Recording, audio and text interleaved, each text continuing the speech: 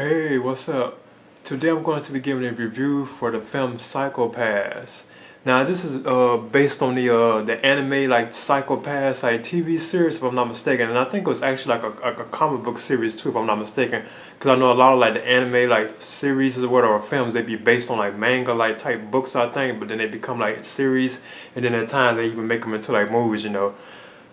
But yeah, this is actually dealing with like the idea of like terrorists, like in I think Japan, if I'm not if I if I read it correctly. And that's what the film like. But the bulk of the film deals with like the inspector, like this female inspector known as I forget what her name was called. God, I did kind of have trouble like saying her names. I'm sorry about that. But it actually deals with like this inspector who has to travel, to look for a former enforcer, like a former partner of hers who went rogue like years ago. So that's basically what like the plot of the film is about. But you have like the backstory of like terrorists being in like I think Japan and stuff like that.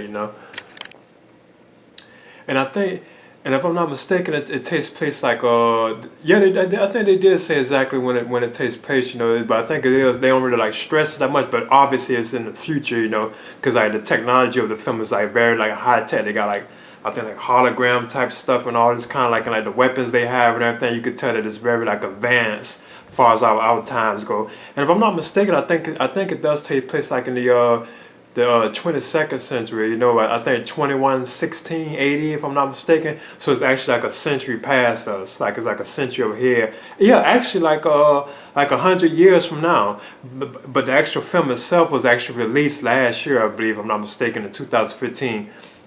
But it's just basically like dealing with like terrorists like in Japan, but like the main plot of the film is about the inspector, and I think she's a part of the TV show too. She travels to this other location looking for like a former partner of hers. Well, I guess you could say friend that was with the agency that she worked with, and he went rogue like years ago.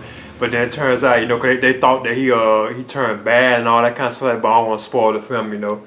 But at the same time, it's like other like people like part of like the terrorist like organization. They are also after him too as well. But yeah, I thought this was pretty decent. It was kind of hard to follow at times. But I enjoyed it. I liked the look of it, and of course, like the animation was just like superb and like beautiful. I like to have look, where it's like rain or they have like food and stuff like that around. I thought like the animation was just like beautiful, like superb, and just looked real cool. And I like the high tech look of it because it's like very like drenched in like science fiction, like technology, which is like cool to me, and my favorite genre too as well.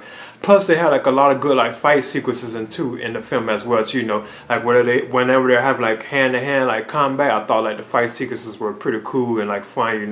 And they was doing like some kind of stuff that like whoa, I know they had trouble like putting that together, but it looked cool.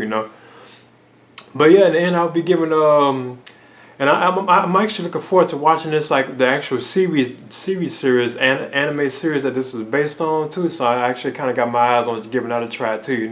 Cause I thought the film was cool, and I'm kind of interested in watching it. But they are like it was kind of like gruesome too at times too, cause they had like this gun, and I guess it's part from the series too, cause obviously it was like a big part of the film. Cause whenever they use this gun, it has like these like projectile type things on it, they like come open on it, and when they shoot, like they shoot somebody, then the person's body will explode. So I like, whoa, I'm saying it's like gruesome too, cause if the person gets shot with like a bullet from this gun, like their body like get all like enlarged, like like very like huge and just explode, and you see like blood and stuff flying around. But they don't really do it too much. But you saw a couple of victims get killed like that. Plus they also had these like things around their neck too. Like I think that's what's known as the Psycho-Pass. Where the people have to like follow like the rules of like I think like the government or the country or something like that. And that's where like the title comes in, like the Psycho-Pass, like these things that the humans have to wear around their neck.